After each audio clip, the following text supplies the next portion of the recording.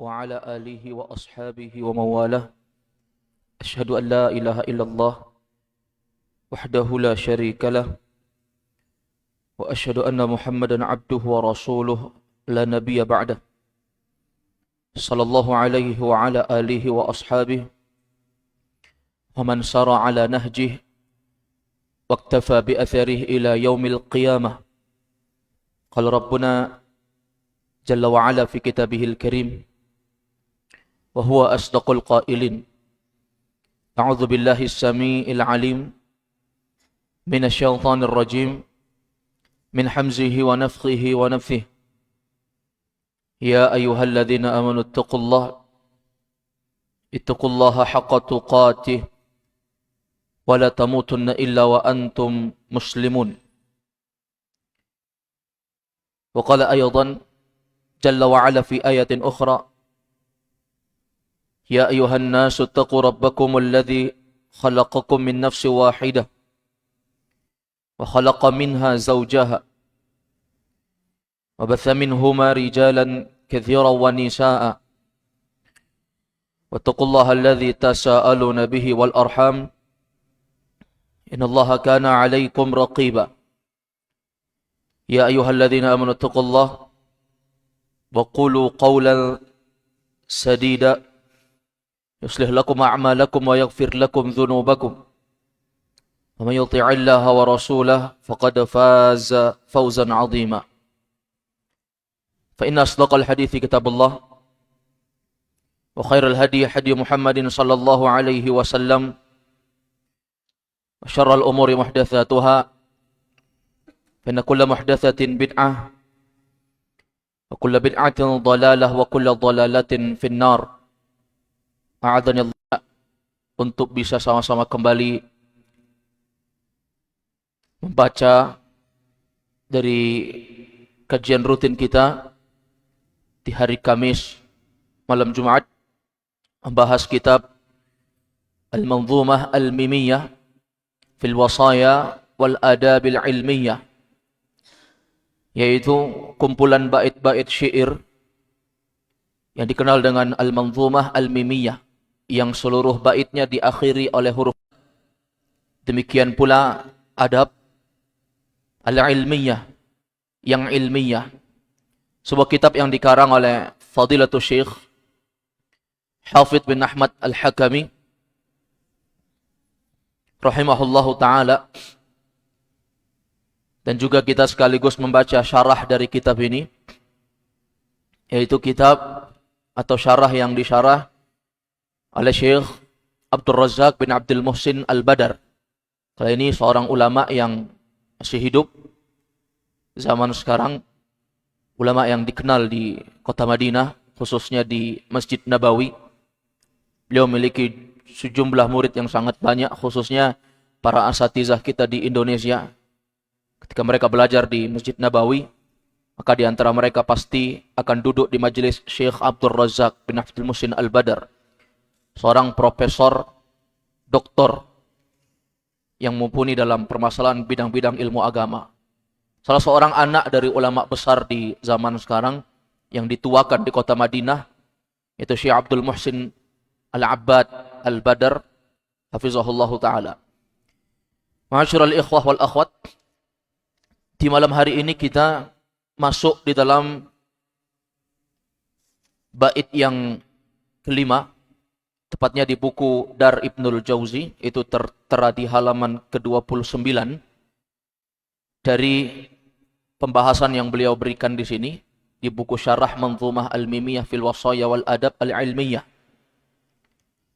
Syekh menjelaskan di sini, yakni Syekh Abdul Razak, kata beliau, qala an-nazim rahimahullah, Syekh Hafidh bin Ahmad Al-Hakami rahimahullah berkata, kata beliau di bait yang kelima ini, wal ali was sahbi wal atba'i qatibatan wat tabi'ina bi ihsanin linahjihimi. Ini akhiran huruf mim. Kata beliau rahimahullah, wal ali, Demikian pula keluarga beliau. Was-sahbi, demikian pula sahabat beliau. Wal atba', demikian pula orang-orang yang mengikuti beliau qatibatan, semuanya qatibatan, yaitu seluruhnya, secara keseluruhan. Wattabi'in, demikian pula orang-orang yang mengikuti beliau bi ihsan, dengan baik, linahjihim, yaitu mengikuti nahjuhum, jalan mereka, yaitu jalan Nabi dan para sahabat. Sekarang perhatikan ikhwah, a'azakumullah. Di bait syair ini adalah lanjutan dari kalimat bait syair yang ada di nomor 4. Di mana di bait syair yang keempat, di situ kan jelas Syekh memberikan sholawat.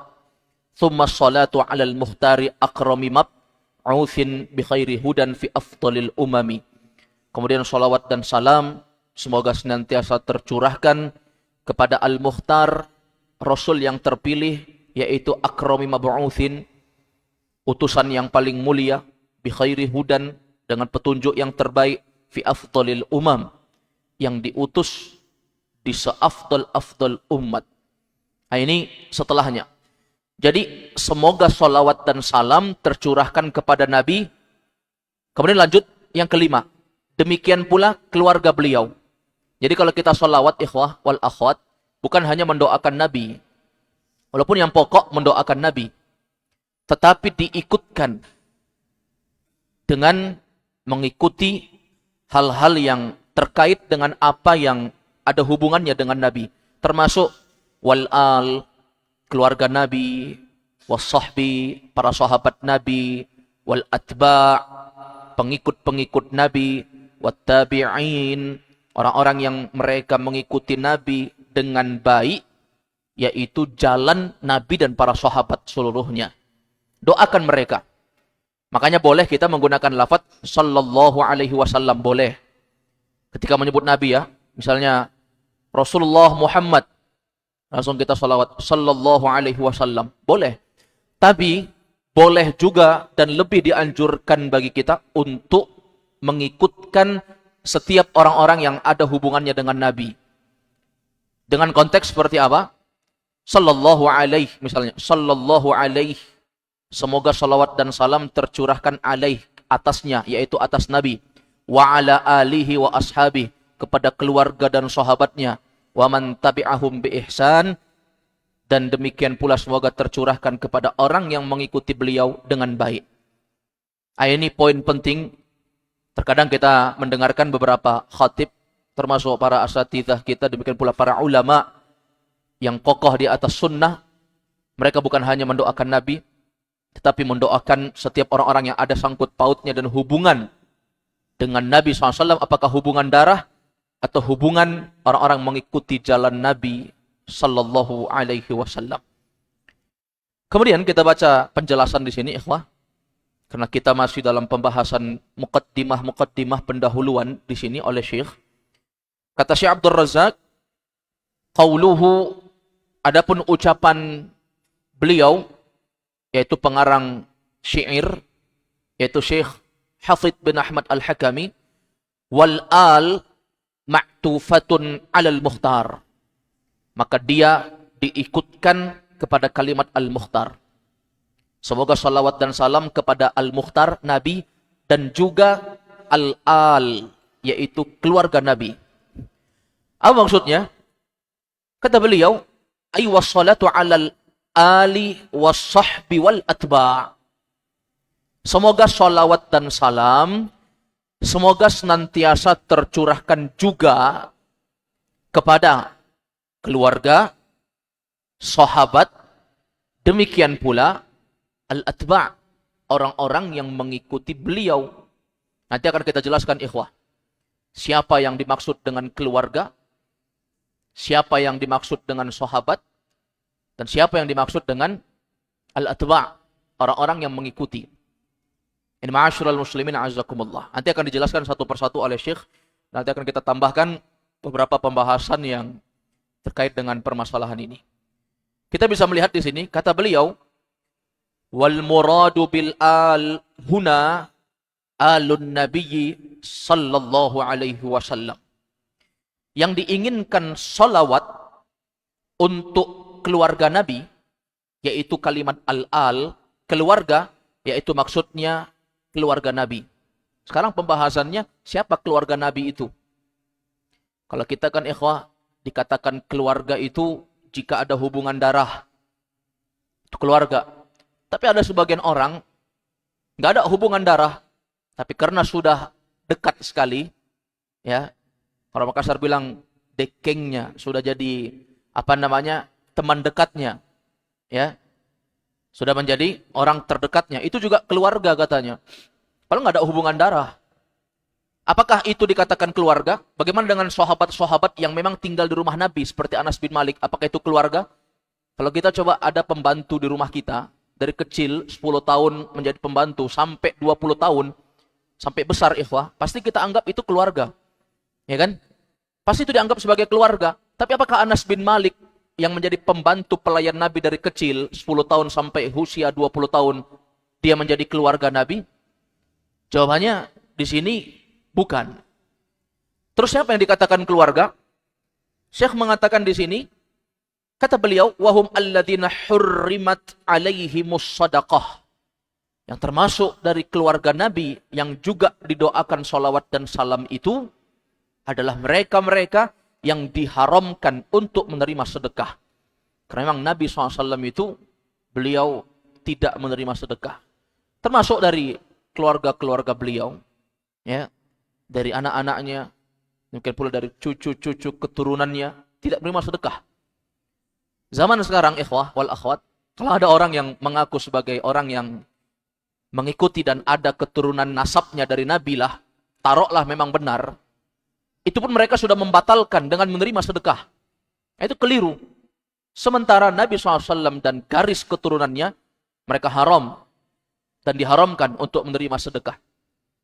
Sedekah ini bisa dimaklumi, sesuatu yang diberikan dengan cara cuma-cuma, bukan karena ada perbuatan yang dilakukan. Kalau ada perbuatan yang dilakukan, bisa saja bentuknya hadiah, atau bisa saja bentuknya itu adalah, ya, pemberian disebabkan karena ada perbuatan yang kita buat, sehingga orang memberikan kita. Tapi kalau tidak ada sebab apa-apa, kemudian diberikan dengan alasan ketidakmampuan, ini namanya sebagai sedekah. Dan Nabi SAW serta keluarga yang diharamkan untuk menerima sedekah.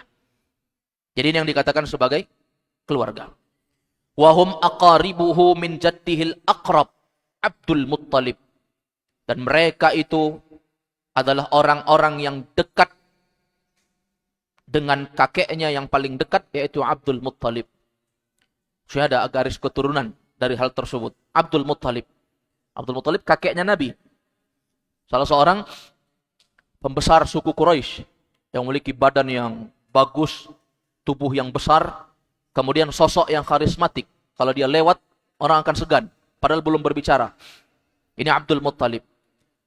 Nama aslinya adalah Syaibah bin Hashim. Abdul Muttalib itu bukan nama beliau. Nama beliau adalah Syaibah bin Hashim. Ini kakek Nabi.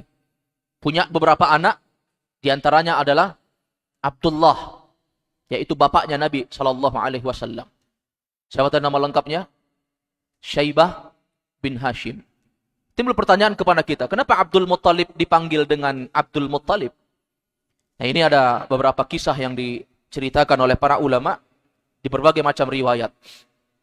Yang pertama, ikhwah, ya, kita mesti tahu bahwa Abdul Muttalib ini namanya kan Syaibah. Tapi ketika dia kecil, dia sering dibawa oleh pamannya, ya, keluarga saudara bapaknya, saudaranya Hashim, namanya Muttalib. Jadi Hashim ini punya saudara, bapaknya Abdul Muttalib, bapaknya si Syaibah ini, dia punya saudara namanya Muttalib. Ketika kecil, Syaibah ini suka dibawa sama Abdul Muttalib. Jadi ketika Abdul Muttalib membawanya ke beberapa daerah, orang-orang setempat mengatakan itu budaknya. Budak kan bahasa Arabnya abdun. Kalau dia diidhofahkan, disandarkan kepada Muttalib, maka menjadilah susunan mudhafun ilaih, menjadilah Abdul Muttalib, budaknya si Muttalib. Ya. Karena dia sering ikut sama pamannya Muttalib, sehingga orang-orang mengatakan hadza Abdul Muttalib. Ini adalah Abdul Muttalib, budaknya si Muttalib. Maka si Muttalib mengatakan, ini bukan budakku, ini adalah anak dari saudaraku. Ismuhu Syaibah, namanya adalah Syaibah. Ini ma'asyiral ikhwan azakumullah. Jadi namanya Syaibah bin Hashim. Ini kakeknya Nabi sallallahu alaihi wasallam. Wa dzurriyyatuhu, demikian pula yang termasuk dari keluarga Nabi adalah dzurriyyahnya Nabi, yaitu keturunan-keturunan Nabi, ya. Dan keturunan Nabi itu dari jalur Fatimah radhiyallahu anha. Wa min alihi aidan, demikian pula di antara keluarga Nabi. Jadi tadi keluarga-keluarganya Abdul Muttalib yang ada sangkut pautnya, itu keluarga Nabi. Kemudian cucu keturunan Nabi dari garis Fatimah. Kemudian kata beliau, di antara keluarga Nabi juga, yaitu zaujatuhu ummahatul mu'minin, yaitu istri-istri Nabi. Jadi istri-istri Nabi itu pun juga sudah dianggap keluarga dan dihitung sebagai keluarga Nabi, walaupun tidak ada segi garis keturunan. Ya, nggak ada dari segi nasab hubungan darah, tapi itu dihitung sebagai keluarga. Ini ma'asyiral muslimin wal muslimat a'azzakumullah. Jadi istri Nabi pun haram untuk menerima sedekah, ya, karena dia termasuk keluarga Nabi sallallahu alaihi wasallam. Baik, seluruh istri Nabi, bukan hanya Khadijah dan Aisyah, tapi seluruh istri atau wanita yang pernah diperistri Nabi sallallahu alaihi wasallam. Kemudian kata Syekh Abdul Razak hafizahullah, kama yadullu lidzalik, sebagaimana yang dijelaskan di dalam firman Allah tentang hal itu, yaitu firman Allah Ta'ala di dalam surah Al-Ahzab. Ini Allah bercerita tentang pembahasan terkait dengan istri Nabi. Allah SWT berfirman, A'udzu billahi samii'il 'aliim minasyaitonir rajim, min hamzihi wa nafthihi wa nafthihi. Ya nisa'an nabiyyi lastunna ka ahadin minan nisa' in ittaqaytunna fala takhda'na bil qawl fayatma'a alladhi fi qalbihi maradun wa qulna qawlan ma'rufa. وقرن في بيوتكن ولا تبرجن تبرج الجاهلية الأولى وأقمنا الصلاة وآتينا الزكاة وأطعنا الله ورسوله إنما يريد الله ليذهب عنكم الرجز أهل البيت ويطهركم تطهيرا. Di sini Allah SWT menjelaskan, ya nisa an-nabi. Ini Allah panggil ya, wahai para istri-istri Nabi. Kadang nisa itu artinya wanita, tapi di sini diartikan zaujatun Nabi. Wahai para istri-istri Nabi, kata Allah. Lastunna ka ahadim min nisa. Sesungguhnya kalian berbeda dan tidak sama dengan perempuan-perempuan lain. Kalian beda dengan istri atau wanita-wanita lain. Karena kalian istrinya Nabi, beda hukum-hukumnya. Apa kata Allah? Inittaqaitun, jika kalian memang bertakwa kepada Allah, fala takhda'na bil qaul, janganlah kalian lemah gemulai dalam berbicara. Maksudnya la takhda'na bil qaul, jangan melembut-lembutkan suara. Jangan berbicara dengan melembut-lembutkan suara. Ini larangan Allah turun untuk istri-istri Nabi. Namun ma'asyiral muslimin a'azakumullah, dalam ayat ini bukan menjadi pembahasan kepada kita. Ini khusus istri Nabi nih. Kalau istri selain Nabi nggak apa-apa berbicara dengan melemah lembutkan suara, ya, melembek-lembekkan suara, mendayu-dayu sehingga membuat orang terfitnah dengan suaranya. Ini hukum berlaku kepada istri Nabi, apalagi kepada istri-istri selain istri Nabi. Nah, ini pemahamannya. Istri Nabi saja yang terjaga, ya, yang Allah jaga mereka, Allah larang. Jangan kalian lemah gemulai dalam berbicara, melembut-lembutkan suara, sehingga membuat fitnah.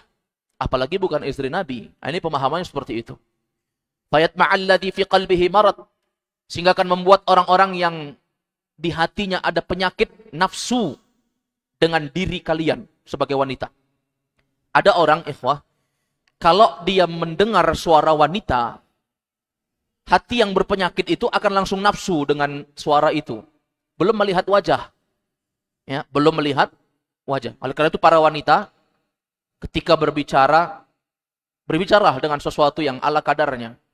Kalau memang suaranya seperti itu, dia berbicara seperti itu.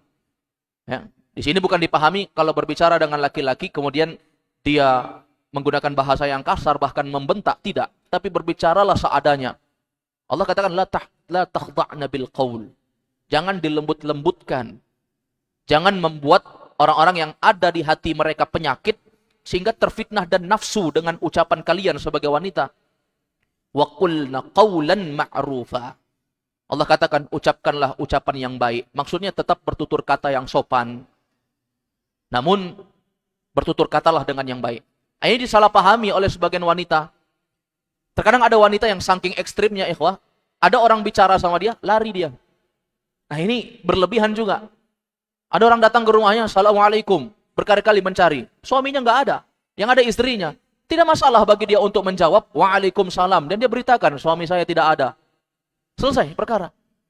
Jangan sampai ketika ada orang mengucapkan salam, Assalamualaikum, Assalamualaikum, dia diam saja. Oh, ini berbahaya ini. Laki-laki yang datang. Jangan sampai saya bersuara kemudian akan terfitnah. Ini ma'asyiral muslimin wal muslimat keliru. Khususnya para ummahat. Di sini ayat bukan berbicara tentang kita tidak boleh berbicara dengan dengan laki-laki. Apalagi pada perkara-perkara yang memang ada kebutuhan. Ini perkara hajiyah namanya. Perkara kebutuhan. Bagaimana ketika orang menyangka orangnya ada di dalam, kemudian dia tidak menyaut. Dan memberikan rasa kebingungan bagi orang yang datang. Orang yang menunggu lama. Padahal dia ada, tapi dia tidak menjawab.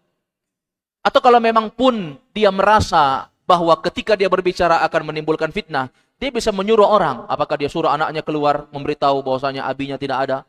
Nah ini cara-cara yang disebutkan. Oleh karena itu Allah katakan, wa qulna qawlan ma'rufa. Ucapkanlah ucapan yang baik. Bukan kalian nggak boleh berbicara, tapi berbicaralah dengan sesuatu yang baik, sesuai dengan apa yang memang ada pada kalian, itulah yang kalian ucapkan. Ini ma'asyiral muslimin a'azakumullah. Kemudian Allah katakan dalam ayat ini, wa qarna fi buyutikun. Hendaknya kalian menetap di rumah kalian. Ini ayat terkait dengan ahkam khusus para wanita, ikhwah. Wa qarna fi buyutikun. Hendaknya kalian menetap di rumah-rumah kalian.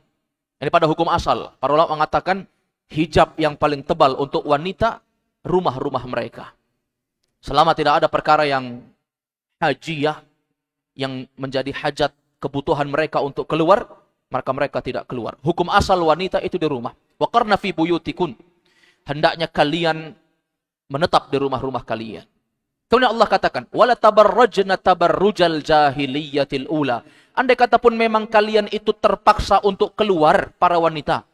Mungkin ada beberapa perkara yang harus dibeli, kemudian suaminya tidak ada di rumah. Atau ada undangan-undangan yang harus dihadiri oleh para wanita. Andai kata pun kalian harus keluarlah, kata Allah. La tabarrajna. Jangan sekali-kali kalian bertabarruj. Nah, ini tabarruj ini yang dibahas oleh para ulama, yaitu keluar rumah dengan bersolek, berhias. Dan sengaja memang berhias untuk menampakkan perhiasan. Beda kalau ada orang yang mau mendatangi sebuah undangan atau dia keluar rumah, dia mempercantik dirinya, namun dia tidak sengaja memang menampakkan perhiasan-perhiasan di luar tubuh yang tidak tertutupi, sehingga membuat fitnah bagi laki-laki di luar sana. Ya, memakai pakaian yang menonjol warnanya, kemudian ketika orang melihat akan menjadikan orang terfitnah dan memokuskan pandangan kepada pakaiannya. Seperti wanita-wanita jahiliyah. Allah katakan, wala tabarrajna. Janganlah kalian sengaja berhias, betul-betul memang sengaja menampakkan perhiasan kalian. Kalian keluar rumah, mejeng, nampang, menampakkan kecantikan di luar rumah sana. Tabarrujal jahiliyah. Sebagaimana orang-orang jahiliyah zaman dulu. Al-jahiliyatil ula, orang-orang jahiliyah zaman dulu, mereka melakukan tabarruj. Ini menunjukkan, ikhwah, Orang jahiliyah itu sampai hari ini ada. Tapi jahiliyahnya jahiliyah sebagian, bukan jahiliyah secara totalitas. Karena kalau kita katakan sekarang ini kita sudah kembali lagi ke masa jahiliyah, secara totalitas semua manusia sudah berada di masa jahiliyah lagi. Karena mereka sudah meninggalkan keumuman agama-agama mereka. Ini bahaya, bisa kafir ini kalau ucapan seperti ini. Kenapa? Karena kalau kita katakan semua manusia sekarang ini masih berada dan sudah kembali kepada masa jahiliyah seperti zaman dulu, berarti kita menolak ajaran Nabi sebagaimana yang diserukan oleh sebagian orang zaman sekarang. Na'udzubillah. Jadi kalau kita berbicara apakah jahiliyah itu ada zaman sekarang, ada, tapi bentuknya jahiliyah juz'iyah, jahiliyah sebagian. Sebagian orang ada yang kembali kepada pemahaman jahiliyah atau mereka mengadopsi perkara-perkara yang ada pada umat-umat terdahulu sebelum adanya Nabi, maka itu benar. Tapi kalau dia katakan semua, berarti dia menolak pemberian ajaran cahaya yang telah diterangi oleh Nabi SAW. Sementara Nabi mengatakan, taraktukum alal bayda. Aku tinggalkan kalian di atas cahaya yang sangat putih. Ya, cahaya yang sangat putih itu bukan maksudnya lampu yang bersinar menerangi kita, enggak. Tapi maksudnya ajaran itu sudah jelas. Innal halal bayyin, yang halal jelas. Wa innal haram bayyin, yang haram itu jelas. Wa bainahuma umurun mushtabihat. Dan di tengah-tengah halal dan haram itu ada perkara yang disebut dengan perkara syubhat. Wa manittaqa syubhat, siapa yang bermudah-mudahan terjatuh dalam syubhat, kata Nabi, ya, maka sungguh faqad waqa'a fil haram. Dia sudah menjerumuskan dirinya ke dalam perkara keharaman. Baik, ini ikhwah. Jadi khususnya para wanita, kalau tidak ada hajat, di rumah saja. Ya. Kemudian andai kata pun kalian mau keluar, maka jangan tabarruj dengan tabarruj, ya, yang dilakukan oleh orang-orang jahiliyah zaman dulu. Kemudian kata Allah, wa aqimnas shalah, tegakkanlah oleh kalian salat, wa atinaz zakah, tunaikanlah zakat-zakat, wa ati'nallaha wa rasulah, taatilah Allah dan taatilah Rasulnya. Innama yuridullahu liyudhhiba ankumur rijsa ahlal bait wa yutahhirakum tathira. Sesungguhnya Allah Azza wa Jalla hanya menginginkan untuk kalian agar Allah SWT menghilangkan dari kalian rijsa ahlal bait, kotoran-kotoran, karena kalian sebagai ahlul bait, keturunan Nabi. Ini syahid pembahasan kita. Kenapa larangan-larangan itu ada? Kalau kalian keluar rumah, kalian tidak boleh tabarruj. Kalau kalian berbicara, jangan kalian melembut-lembutkan suara. Kenapa hukum-hukum ini ada? Perintah untuk menegakkan sholat, zakat, taati Allah dan Rasul. Itu semua kata Allah, agar Allah menghilangkan dari kalian kotoran-kotoran. Karena kalian disebut dengan ahlul bait. Berarti ma'asyiral ikhwah azakumullah, istri-istri Nabi itu adalah keluarga Nabi, ahlul bait. Nah, ini adalah bantahan kepada sekelompok orang-orang Syiah yang mereka mengatakan istri-istri Nabi itu bukan dari kalangan ahlul bait. Bahkan mereka menuduh Aisyah sebagai wanita pezina, ya, menuduh dengan tuduhan-tuduhan keji. Wa yutahhirakum tathira. Dan itu semua adalah sesuatu bagaimana Allah mensucikan kalian dengan sesuci-sucinya. Ya jelas ini syahid yang sangat sharih, sangat tegas dari Allah Azza wa Jalla bahwa istri Nabi itu dikatakan keluarga ahlul bait. Ini ma'asyiral ikhwan azakum. Jadi mencakup juga istri Nabi. Wa jaa'a fi sahihain an Aisyah radhiyallahu anha annaha qalat. Dan demikian pula telah datang di dalam Sahih Al-Bukhari dan Sahih Muslim dari Aisyah radhiyallahu anha bahwa beliau pernah mengatakan, apa kata Aisyah? Masyabi'a alu Muhammadin min khubsin burrin ma'dumin thalathata ayyamin hatta lahiqa billah. Ini riwayat Imam Al-Bukhari, Imam Muslim. Apa kata Aisyah? Kata Aisyah, ma syabi'a alu Muhammadin, keluarga Muhammad, yaitu ditafsirkan oleh para ulama, maksudnya istri-istri Nabi Muhammad, ma syabi'a, tidak pernah kenyang. Tidak pernah kenyang dari apa? Min khubzin burrin, dari khubz. Khubz itu roti, ya, gandum. Min khubzin burrin, dari gandum yang bur, yang halus.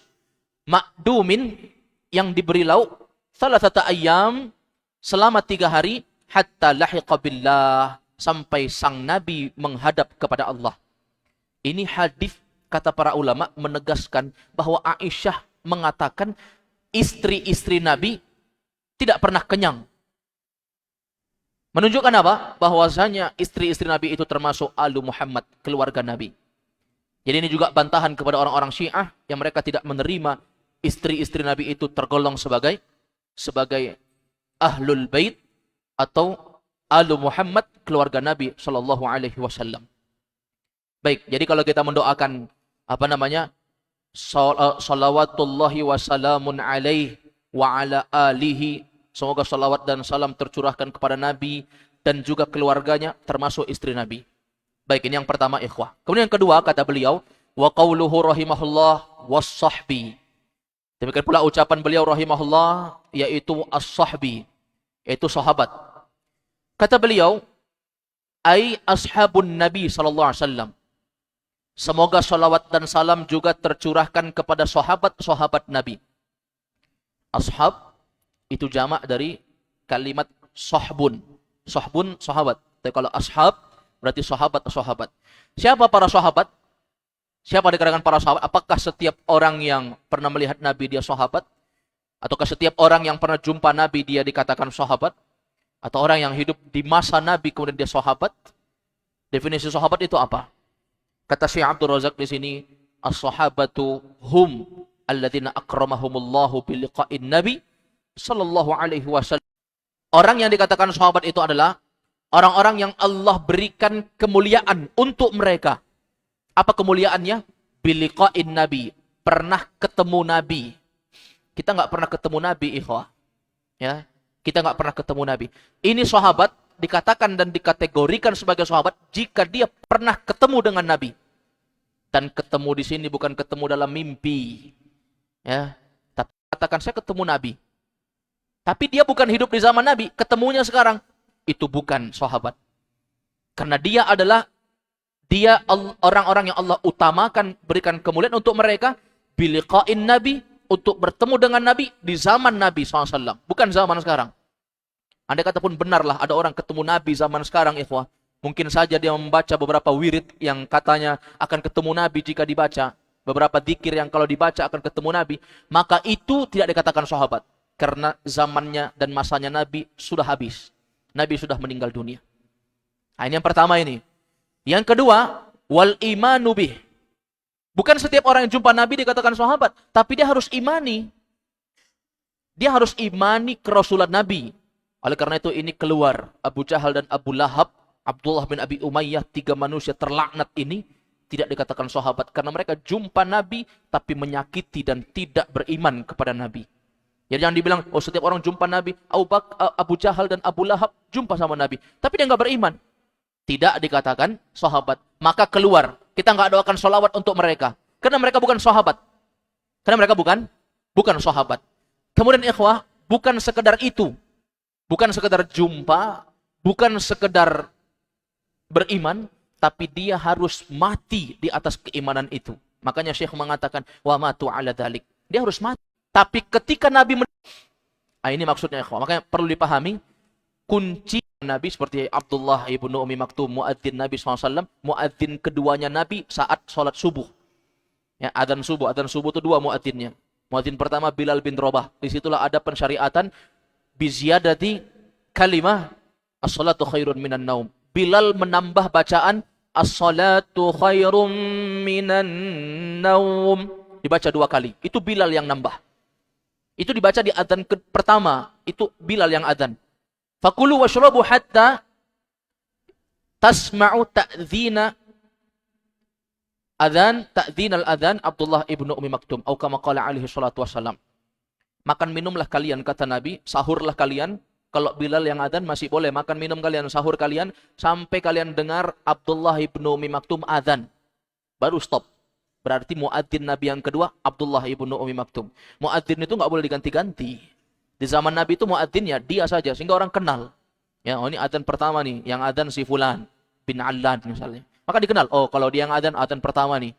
Sehingga orang enggak tertipu dengan itu. Ya. Kalau kita kan yang paling cepat ke masjid yang adzan. Ya kan? Seperti itu. Ini keliru. Hendaknya masjid itu menetapkan siapa muadzin yang sudah ditetapkan, demikian pula imam, siapa yang sudah ditetapkan imam, maka dia berhak untuk menentukan tegaknya salat dan memerintahkan muadzin untuk iqamah. Ini ma'asyiral ikhwan azakumullah. Kemudian Syekh menyebutkan Ya, orang yang berjumpa kemudian beriman dengan kerasulannya Nabi dan mati di atas kerasulan tersebut. Ini yang disebut dengan sahabat. Kemudian kata Syekh, wa qawluhu wal atba' qatibatan. Demikian pula semoga salawat dan salam tercurahkan kepada al-atba', orang-orang yang mengikuti beliau qatibatan secara keseluruhan. Ay alladzina laqu ashaban Nabi sallallahu alaihi wasallam li'annahum atafahum alaihim, yaitu orang-orang yang berjumpa dengan sahabat Nabi. Yang disebut dengan atba'un Nabi, yaitu orang yang jumpa dengan sahabat. Maksudnya murid-murid sahabat, ikhwah. Ini disebut dengan tabi'in. Ya, tabi'in siapa? Orang yang jumpa dengan sahabat. Mereka enggak jumpa Nabi, jumpa sahabat. Beriman dengan kerasulan Nabi SAW, beriman dia, kemudian dia mati di atas keimanannya itu. Ini namanya tabi'in. Mereka juga mendapatkan sholawat dari apa yang telah Allah sebutkan. Li'annahum atafahum alaihim. Karena sesungguhnya itu semua diikutkan kepada mereka. Jadi ini namanya tabi'in. Jadi kalau kita mau tabi'in, siapa tabi'in? Orang yang jumpa sahabat, ya. Kemudian dia tidak mengingkari keimanan dari apa yang diyakini para sahabat.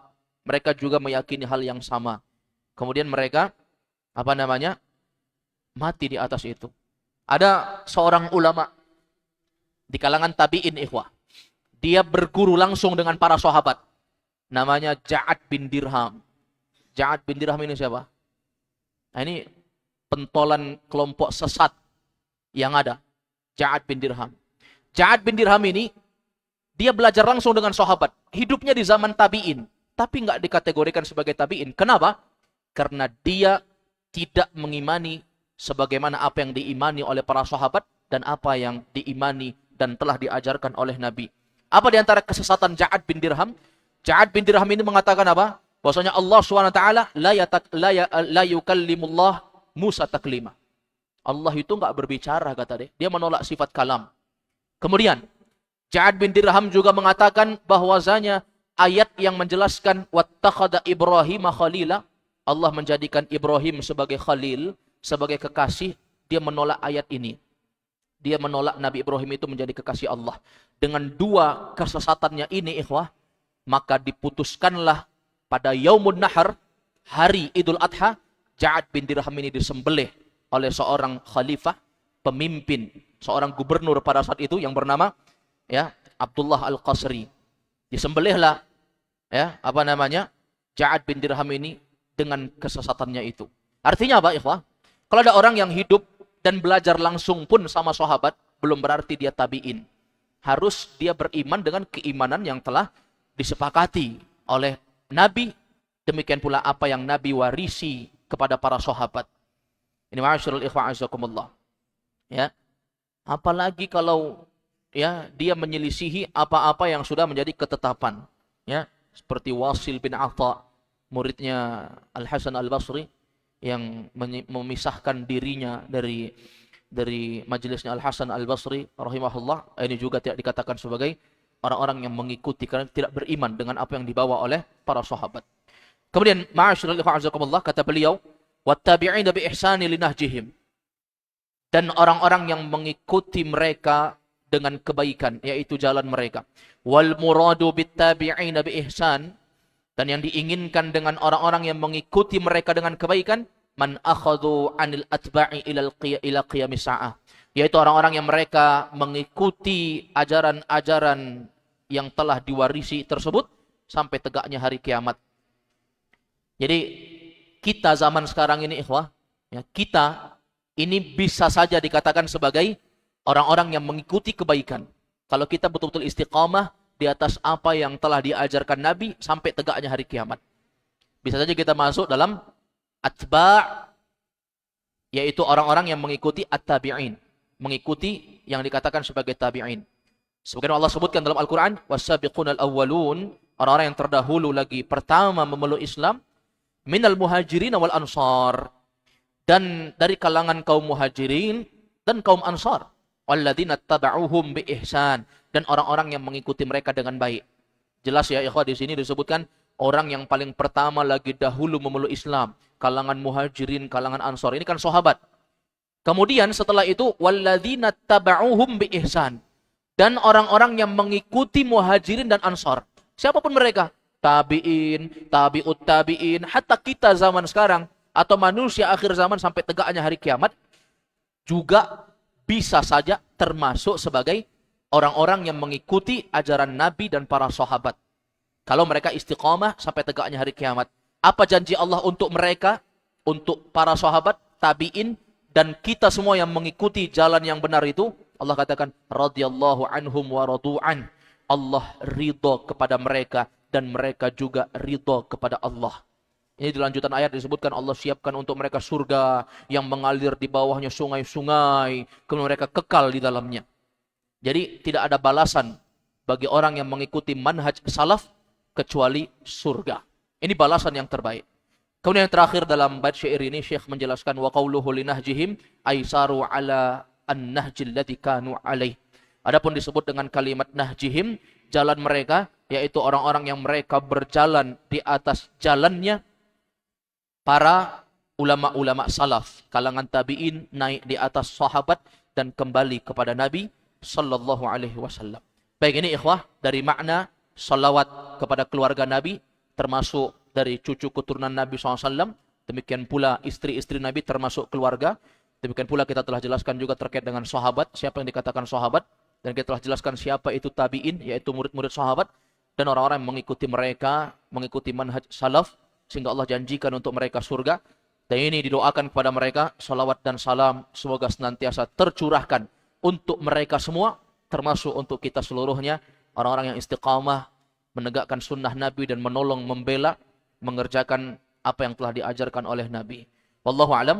Selesai dalam pembahasan ini, insyaallah kita akan lanjutkan di bait syair yang ke-6. Demikian pula yang ke-7 di pertemuan berikutnya. Hadza huwa sallallahu wasallam ala nabiyina Muhammad wa ala alihi wa sahbihi wasallam. Wa akhiru da'wana alhamdulillahirabbil alamin. Assalamualaikum warahmatullahi wabarakatuh.